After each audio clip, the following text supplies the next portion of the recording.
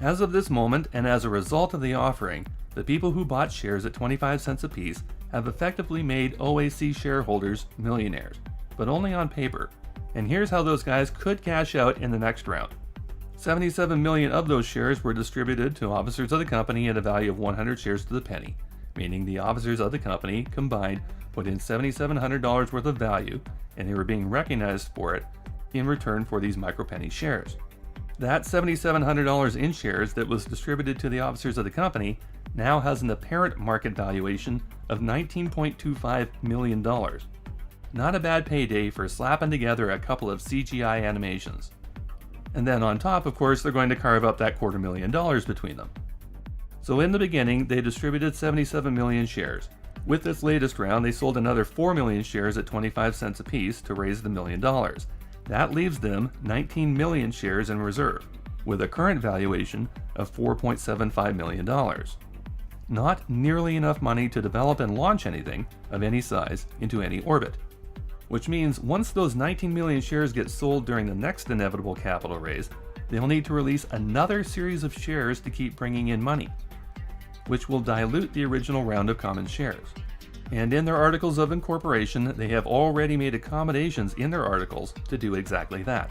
Dilution is what happens to shares when companies continue to issue shares out of thin air to raise more money, thereby diluting the effective percentage of the company that each share represents. If OAC starts doing this, it will trigger a process that will never end, but that will be the best case scenario. What is far more likely to happen is that those 77 million shares held by officers of the company will find their way into those offerings, and these clowns will walk away from this stunt with millions more of your dollars in their pockets, then retire on a beach somewhere, and leave the new shareholders holding the bag at an imaginary company with fancy CGI animations on YouTube and zero proprietary tech to sell to recoup their losses. Cannot simply do an unlimited number of funding rounds without running into some very sticky red tape. Offering shares or other securities to the public requires registration with the Securities and Exchange Commission. There is a lot of financial investigation involved with an initial public offering. Orbital Assembly relied on an exemption to this registration requirement for their first and their current funding rounds. This exemption is only available for certain funding platforms that comply with SEC requirements. Only the company can offer shares under the exemption on these platforms. So the previous CEO, who's still the largest shareholder, according to Fridays with Tim number 11, would not be able to offload his shares during future funding rounds, as the Common Sense Skeptic is suggesting. There are also limits to how much so-called unqualified investors can invest on these platforms. If the previous CEO wanted to offload his shares, he would need to fool so-called qualified investors into buying them in a private transaction, as they can't be listed on an exchange. This is of course provided that there are no restrictions on his transfer of the shares. The platform fees are also almost certainly what the 4.9% undisclosed intermediary fees are for, not some kickback as speculated in CSS's video. Now we've gone through this example as if all the people in this video are somewhat equal parties to this. But in fact, in the papers filed by OAC earlier this month, on April 6, 2021, it turns out that of the 100 million common shares created in 2019, 75,584,154 of the 77 million issued shares that were already distributed are owned by a single man, and that's John Blinkow. So the investors that reserved shares in OAC upgraded Blinkow's net worth to around $19 million, but the only way he can cash in on that is to sell his shares during future funding rounds. When that happens, that money will go into his pocket, just like the annual and lifetime memberships at Gateway Foundation did. The money will not be going into the company. So how did the others on this panel benefit from this, other than divvying up $250,000?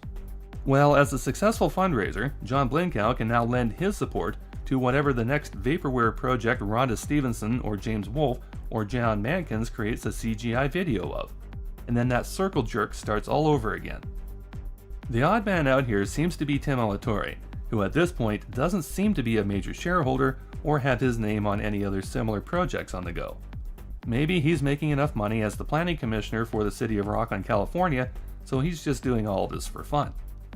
Or maybe, as the former chief architect of the Gateway Foundation, he's the intermediary taking home the $49,000 in fees.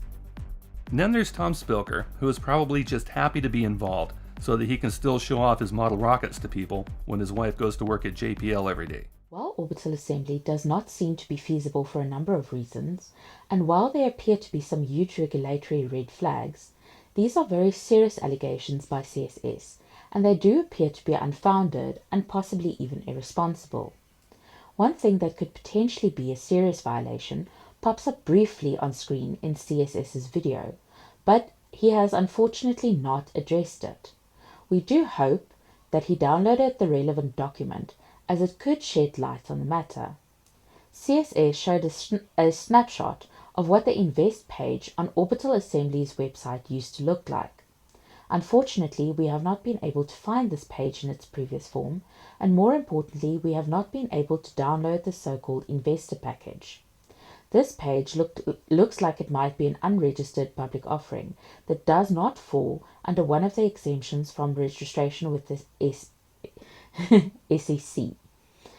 However, the contact form could still have directed people who expressed interest appropriately and simply added them to a mailing list. The contents of the investor package is what would make the difference in proving whether or not any laws were broken. If Orbital Assembly did, or attempted to, conduct an unregistered public offering previously, this could potentially exclude them from conducting further funding rounds now or in the future under so-called bad actor provisions.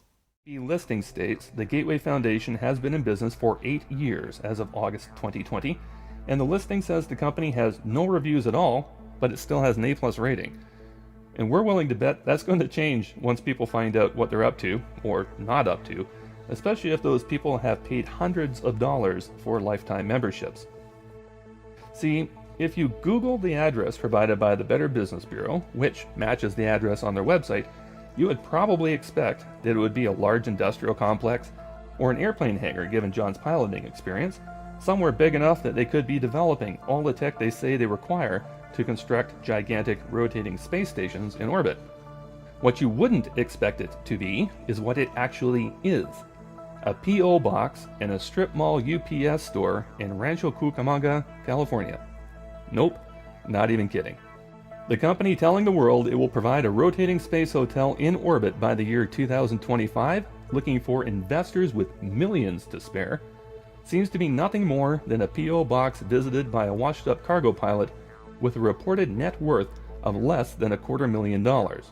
Those $500 lifetime membership checks wind up in one of those little rented cubbyholes that cost $20 a month. Some manufacturing retailers keep separate premises for their plants and or their warehouses and their administrative and or retail sections.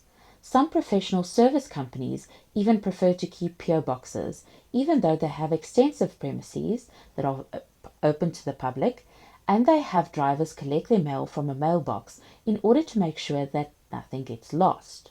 While a UPS address can warrant looking into their premises, this should not be regarded as being dispositive as it is presented by CSS.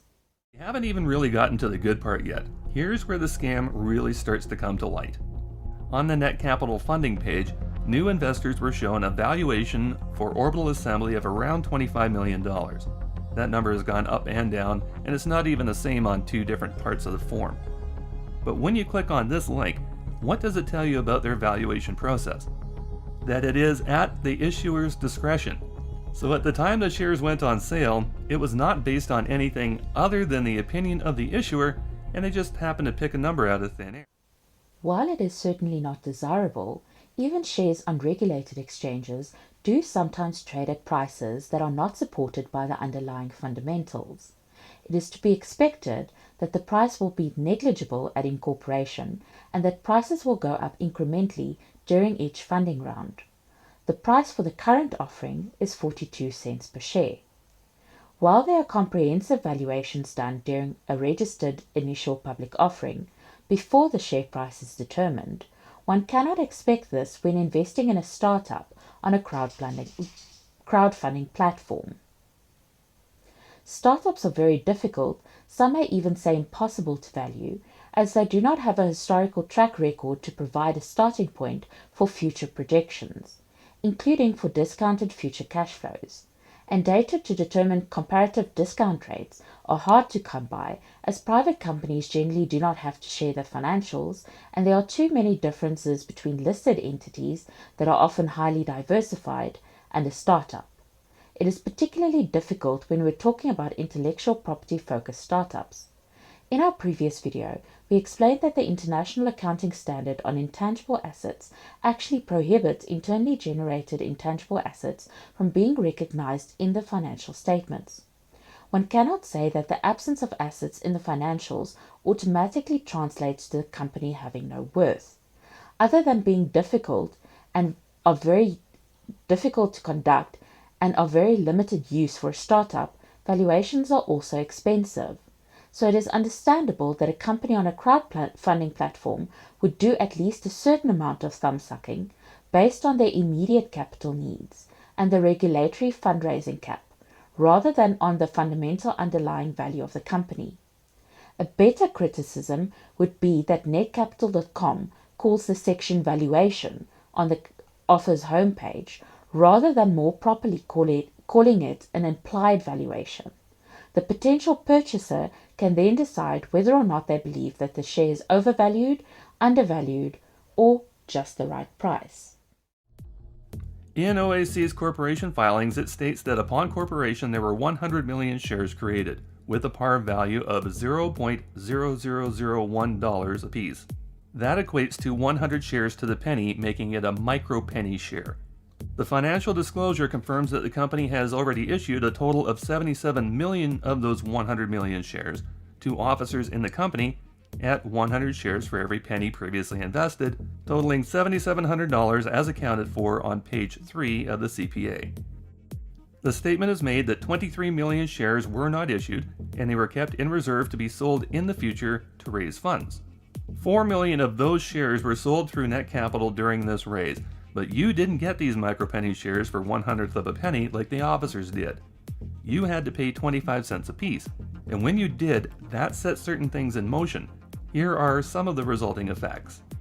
First, you've given them a 2,500 times or 250,000% return on the value of their shares, making those company officers paper millionaires. Second, according to the prospectus, because they maxed out their offering, shareholders are going to split $250,000 right off the kick.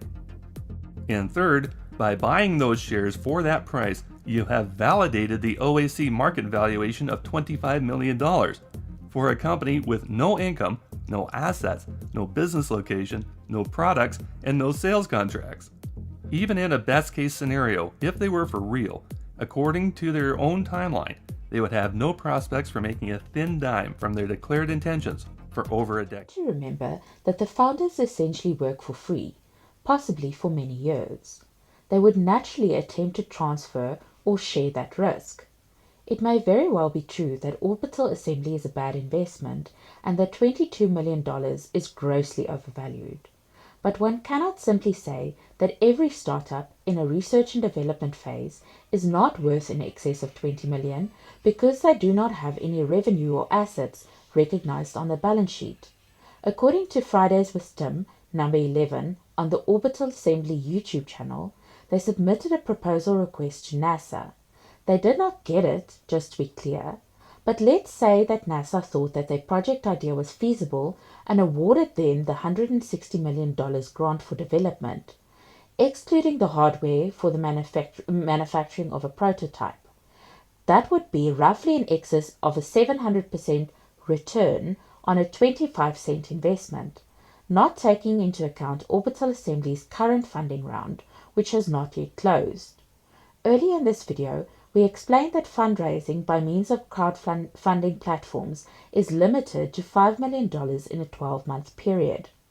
Now, $5 million is still a lot to scam people out of especially over multiple years. That having been said, that amount is clearly not enough to launch anything into space, even if it was repeated over multiple years. The pertinent question is whether or not the capital raised is enough to be able to create a proof of concept that can be presented for grants or to angel investors or venture capitalists. A valuation of Orbital Assembly's feasibility should focus on their technology and or their current potential partnerships, that is to say, suppliers and clients.